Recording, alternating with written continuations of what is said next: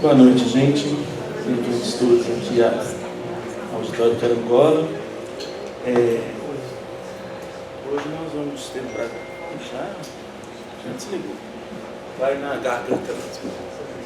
A gente está tendo o prazer de receber um conjunto de convidados para compartilhar conosco reflexões, memórias, conexões aí sobre as reuniões de antropologia. Esse ano comemoram-se 70 anos das reuniões brasileiras de antropologia, né, e a gente está na perspectiva de ter a próxima aqui, na UFMG.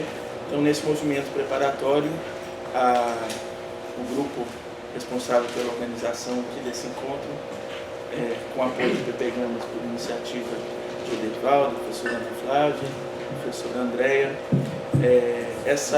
esse encontro ele foi viabilizado o Rubens também, perdão, professor Rubens Silva também. Esse encontro ele foi viabilizado com uma parceria entre a ABA e o PPGAN, o nosso programa de pós-graduação em antropologia, que nos permitiu contar com a presença da professora Cornélia Eckert aqui. E a gente está então nesse movimento, com essa perspectiva de um novo encontro de antropologia aqui na UFMG. E a conversa hoje vai retomar aí ideias, memórias e contatos desses processos anteriores. A gente tem a professora Candice Vidal e Souza conosco, da Pontifícia Universidade Católica aqui de Minas Gerais, Rubem Cacheta, professora aqui da casa, a professora Nilma Gomes, aqui também da UFMG, a professora Cornélia Eckert, da URGS, da Federal do Rio Grande do Sul. Então, dou as boas-vindas a vocês, agradeço muito a presença, a vocês também, e não vou me estender, vou aqui passar a bola para frente. Sugiro que a gente siga ali o ordenamento que os organizadores propuseram, a gente começando com a professora Cornélia, né, e seguimos. Vamos lá. Boa noite, pessoal. Muito obrigada pela recepção, pelo convite, pessoas tão queridas. Eu vou fazer uma apresentação de no máximo meia hora, já pedi para o coordenador me cortar para não passar disso. Mas assim, eu vou me deter sobretudo em apresentar para vocês os relatos deste livro. Eu já vou contar o que aconteceu. Em 2004, a professora Miriam Gross foi eleita presidente da Associação Brasileira de Antropologia no Congresso em Recife e me convida para ser secretária. Eu disse, tudo bem, vamos lá. Bom, quais foram os desafios a partir daquele momento? O primeiro desafio foi receber a secretaria em Florianópolis. Miriam Gross, professora em Florianópolis, a sede ficou em Florianópolis. E naquela época não tínhamos secretaria fixa, então transferência de todo o material de Brasília, que o Gustavo tinha sido presidente anterior, receber toda a mudança da aba e montar uma secretaria. Bom, esse processo durou quase um ano, até conseguir estabilizar com um processo mais administrativo coerente. O outro grande desafio foi a reforma do regimento, que necessitava de algumas reformulações, aí também conseguir apoio jurídico até estabilizar esse processo, foi também um grande desafio, inclusive conseguir direitos legais sobre o logo da aba que nós ainda não tínhamos.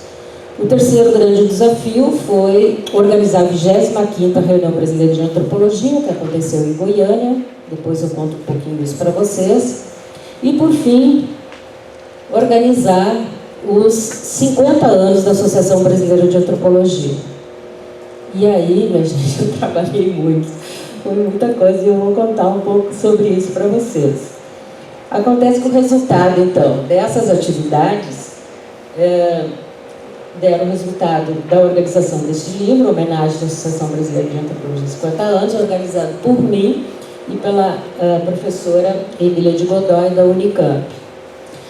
Quando nós assumimos, claro que outras coisas são super desafiantes, né? Como a secretaria, vocês sabem, trabalhar com laudos, trabalhar com os associados e as associadas, mas eu não vou entrar na rotina do que é ser uma secretária da ABA. Nós assumimos essas atividades na sequência de um momento muito comemorativo também na gestão do professor Gustavo Luiz Ribeiro, que foi comemorar os 50 anos das reuniões brasileiras de antropologia. Hoje estamos comemorando os 70 anos. Naquela ocasião, Gustavo era presidente, Antônio Carlos Souza Lima vice, Enio Trindade o secretário, entre outros membros da secretaria. E na gestão do Gustavo, a gente apelida o nome da gestão com o primeiro nome do presidente. Gestão do Gustavo, gestão do André, e assim a gente vai. Então, na gestão do Gustavo, essa reunião foi comemorada no Rio de Janeiro, no Museu Nacional, e reuniu quase todos esses presidentes da ABA. Ali começaram também a oferecer a homenagem da medalha Roquete Pinto. Todos os ex-presidentes receberam essa homenagem.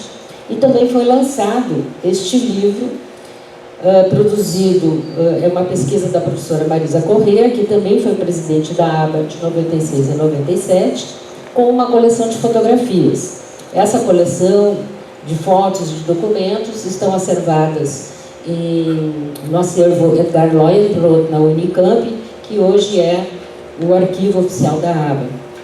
Pois bem, nessa ocasião também a equipe da professora Patrícia Montemor, uma antropóloga visual do Rio de Janeiro, filmou todo esse evento e organizou o filme chamado RBA 50 anos, primeira reunião brasileira de antropologia, em homenagem a Heloísa Torres, e está no YouTube em várias partes. Eu até estava lá, acompanhei todo esse processo de filmagem, porque na verdade eu estava fazendo um filme, uma coleção chamada Narradores Urbanos, e eu estava filmando Gilberto Velho. Então, onde Gilberto ia, eu ia atrás, filmando os narradores urbanos, o próprio Rubio, Antônio Arantes, etc. Então, a nossa gestão de 2005 e 2006 foi ritmada por essa série de eventos comemorativos em homenagem aos 50 anos da ABA. Foram 14 eventos, organizados com apoio do Departamento de Pós-Graduação, de Antropologia de Ciências Sociais, na Unicamp, em Campinas, em Florianópolis, na UFSC, Natal, Rio Grande do Norte, São Paulo, na USP, Curitiba, na Federal do Paraná, na URGS, em Porto Alegre, em Boa Vista, em Manaus, no âmbito da Nona Bunny, em Belo Horizonte, aqui em 2005, na Federal de Minas Gerais, em Salvador, na UFBA, em 2005, em Recife, Pernambuco, Maceió, na UFAL, Belém, na UFPA, aí já 2006, e em Brasília, no NB, em Goiânia, em 2 ocasiões, sendo a última no âmbito da 25ª RBA.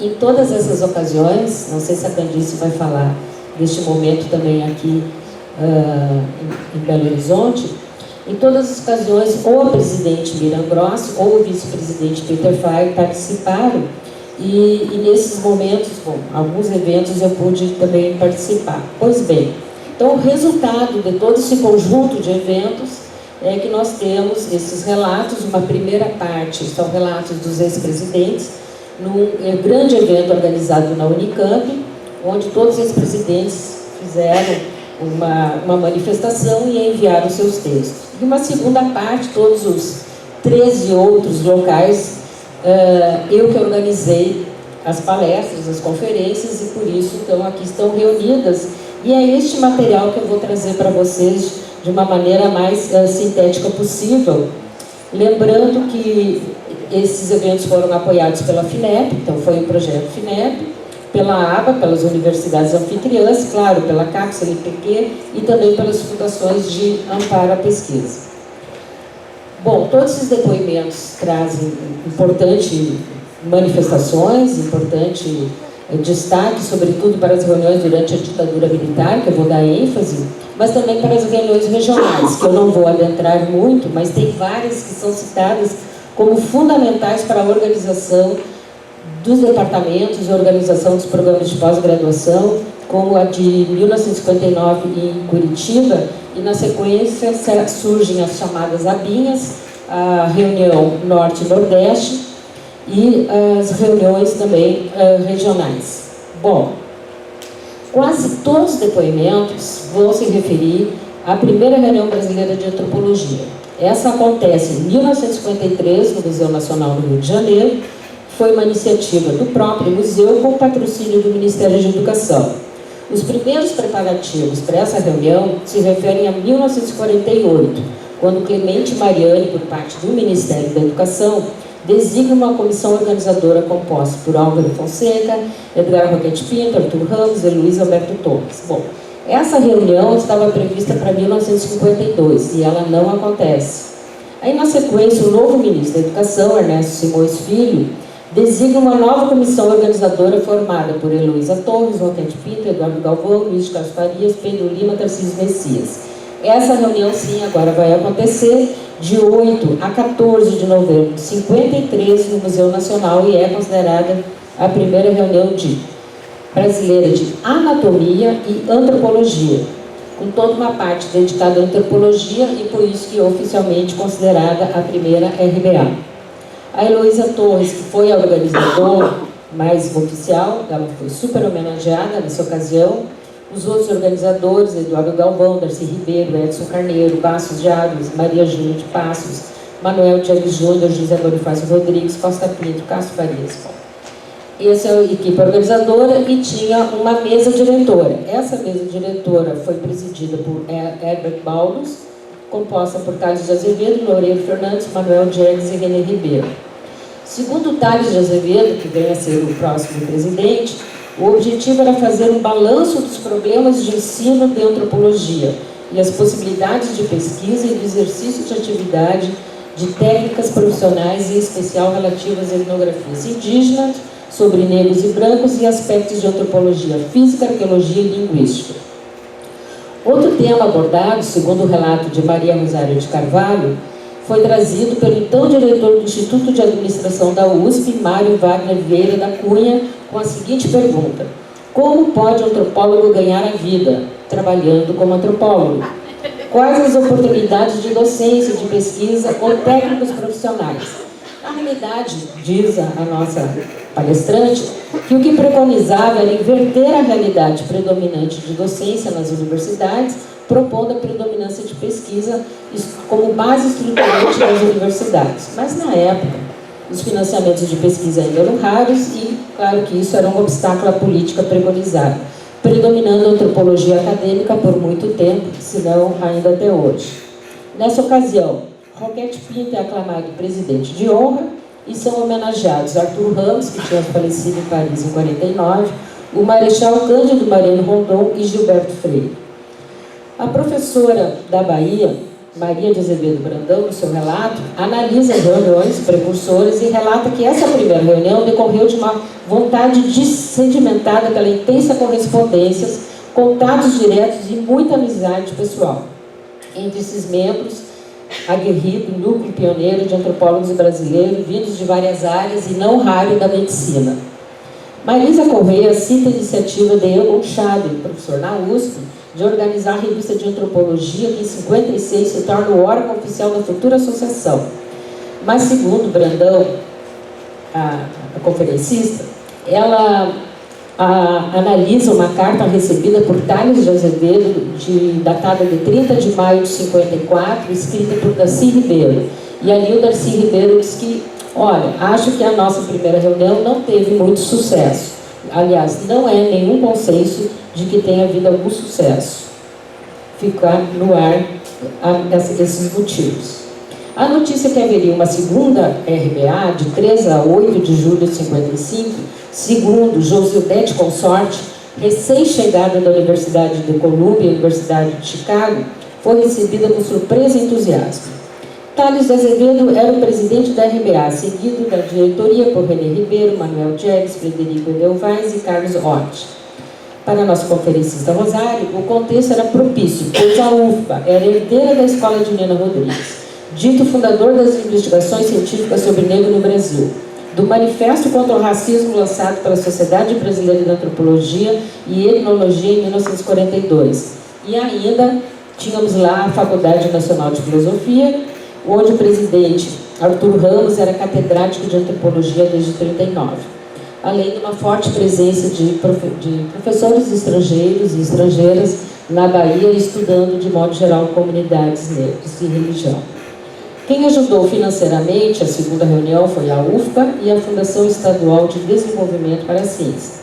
A proposta era criar uma associação profissional, porque ainda não existia a ABA, nós só tínhamos reuniões brasileiras de antropologia, que foi instalada. Finalmente temos a primeira diretoria com Luiz de Carlos Farias como presidente, Darcy Ribeiro secretário e Roberto Cardoso de Oliveira tesoureiro.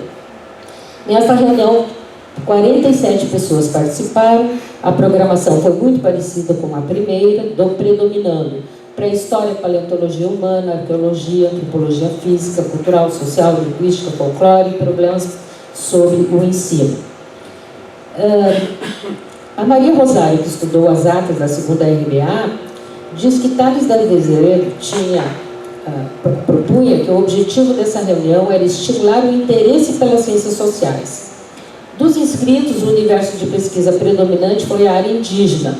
E a Josildete Consorte, vocês conhecem, né? Uma mulher antropóloga negra, que estudou, pioneira em estudos étnicos, religiosidade e educação, ela diz que chamou a atenção dela a escassez de trabalho sobre a temática de negros e brancos. Agora, estavam reunidos Darcy Ribeiro, Egon Chaves, Charles Wagner, Manuel Diegues, Carlos Galvão, Herbert Baldos, por favor, o termo indígena só podia ser predominante. Analisando as atas e o noticiário da segunda RBA, a Rosário cita 31 comunicações científicas com temas como ensino, etnopsicologia, arqueologia, antropologia física, linguística, aculturação e imigração. Para Josildete Consorte, havia um certo ânimo no ar, que provinha de mudanças importantes como o fortalecimento da recém-criada CAPES, né, iniciativa do Anísio Teixeira, que aumentava os financiamentos para especialização, porque até então as poucas bolsas de especialização que tinham eram oferecidas pelo Museu do Índio por iniciativa do Darcy Ribeiro. A Josildete cita ainda a criação do Centro Brasileiro de Pesquisas Educacionais e o Instituto Nacional de Estudos Pedagógicos, também direção de Anísio Teixeira, solidificando a formação de inúmeros pesquisadores. Bom, então as RBAs tiveram agora continuidade em Recife 58, Curitiba 59, Belo Horizonte 61 e São Paulo 63.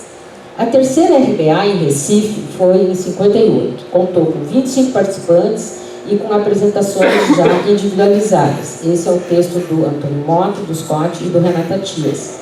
E organizado sob a liderança do René Ribeiro, marcado com conferências de Luiz Carlos Farias sobre política indigenista e Harry Williams sobre trabalho de campo. E uma comunicação do Darcy Ribeiro sobre educação e comunidades regionais diversificadas. Mas a regularidade das RBAs é interrompida pelo golpe de 64. E as duas próximas reuniões vão acontecer camufladas, no âmbito de outras reuniões. A sétima, em 66, em Belém, no âmbito do simpósio sobre biota amazônica. E a oitava, em 71, em São Paulo. Mas assim, nenhuma das duas teve assembleia da ABA, nem ata. No relato do professor Igor Schmitz, de Curitiba do Paraná, estudando algumas atas regionais, ele encontra a explicação que o futuro presidente, né, o Loureiro, conta sobre a impossibilidade de realizar a RBA em Brasília. A diretoria se reúne com o coordenador do simpósio da biota amazônica para traçar estratégias de vinculação da sétima RBA ao simpósio internacional que ocorre em Belém, então, de 6 a 11 de junho de 66. Mas eles combinaram que não ia aparecer na ata nada referente à reunião da antropologia, não ficaria explícito. Mas houve a publicação de um volume, aliás, o segundo volume, com 16 comunicações de antropologia e 3 de arqueologia. A RBA em 71 em São Paulo também vem atrelada a outro evento, primeiro Seminário de Estudos Brasileiros e Encontro Internacional de Estudos Brasileiros sob a liderança de João Batista Borges Pereira. E segundo Igor Schmitz, não houve programação oficial e nada foi divulgado relativo aos trabalhos de antropologia. Tudo, eu diria, camuflado. De qualquer maneira, anos 70 traz a reforma universitária, nesse inteirinho a expansão da antropologia, dos cursos de graduação, pós-graduação, mas a ditadura ainda era uma grande ameaça ao trabalho intelectual, científico e ao ensino livre. Por isso que o depoimento do professor Silvio Coelho dos Santos, presidente da ABA de 93 a 94, vai ser central para entendermos as dificuldades passadas pela associação durante a ditadura. Segundo o Silvio, essas reuniões interrompidas eram um claro perigo, né? Ou seja, foram interrompidas porque havia um claro perigo para a comunidade acadêmica. E quando acontece essa reunião em Belém, eles elegem o Diegues Júnior como presidente, mas ele não estava presente. E os 8 anos que se seguiram para a ABA foram de muita dificuldade, quase inoperante. Em 74, sob a liderança do Silvio, eles vão organizar a 9ª RBA em Florianópolis. Aí o Silvio explica por que foi possível organizar uma reunião pública. Primeiro, porque havia uma grande demanda por essa nova geração, né, solicitando que houvesse uma reunião pública, que a gente enfrentasse, enfim, os perigos, né, ditatoriais, mas também havia a reforma universitária, que dinamizava novos cursos de pós-graduação, portanto, toda uma nova geração, tanto de professores quanto de alunos, uma ambiência efervescente na UFSC, uma equipe maravilhosa, que ele cita todos os nomes, e também o fato de ter uma revista importante que circulava, organizada pelo Oswaldo Cabral, que era o coordenador do museu, e a liderança do próprio Silvio, porque o Silvio tinha escrito a tese sobre a integração do índio na sociedade regional, que tinha sido publicado no exterior, teve um grande impacto, e ele então é convidado em 71 para participar da reunião de Barbados, com foco na violência das relações índios e brancos na América Latina. Na sequência, teve uma série de eventos na América Latina sobre esse tema, inclusive com a participação de uma igreja mais de esquerda, com a fundação do Conselho Indigenista Missionário em 72. Bom, de qualquer maneira, o Silvio volta a citar também a reunião de São Paulo de 71 como de grande resistência, além de outros eventos regionais, as chamadas ABinhas, mas naquele momento eram reuniões de professores de antropologia do Sul, como a de 72, organizada pelo professor Schmitz, da URGS e da Católica de São Leopoldo. Então, em Florianópolis, temos finalmente um conselho da ABA, que delibera que Tales de Azevedo assumiria a presidência, e a 15ª RBA seria em Salvador. Então, em face a mudanças regimentais, também aumenta enormemente o número de associados, e a luta em prol das questões indígenas e negros no Brasil também vai se ampliar. A professora Miriam Grossi enfatiza o importante papel desempenhado pelos professores e alunos na 9ª RBA, e a Ruth Cardoso diz que, em seu depoimento, que a ABA foi a única que se reorganizou ainda durante o período de ditadura. E para a Ruth, esse é um fato fundamental da resistência da ABA e que tem sido muito pouco recordado. Para mim, essa reunião foi um divisor de águas entre uma primeira fase de produção antropológica e uma segunda fase. A primeira, até os anos 60, vinculada aos museus. Museu Nacional, Museu Guild, Museu Paranaense, o Museu na UFSC, o Museu em São Leopoldo. E uma segunda fase agora vinculada sobremaneira aos programas de pós-graduação em antropologia e ciências sociais. Então, nessa fase, que começa aqui a partir dos anos 70, ela também é destacada por Ana Lúcia Pastore Schnitzmeier, o papel das mulheres antropólogas. Ela homenageia Eunice de Urran, Josidete Consorte, Lux Vidal, Miriam Moreira Leite, Ruth Cardoso, que estavam presentes nas comemorações dos 50 anos da ABA na USP. A Ana fala de uma espécie de vanguarda pré-feminista. E Marisa Corrêa comenta que a trajetória dessas mulheres demonstra a superação de um feminismo pautado em estratégias de vitimização, polarização e essencialismos em favor de enredos de posicionamento relacional, da qual a própria Marisa certamente merece ser citada.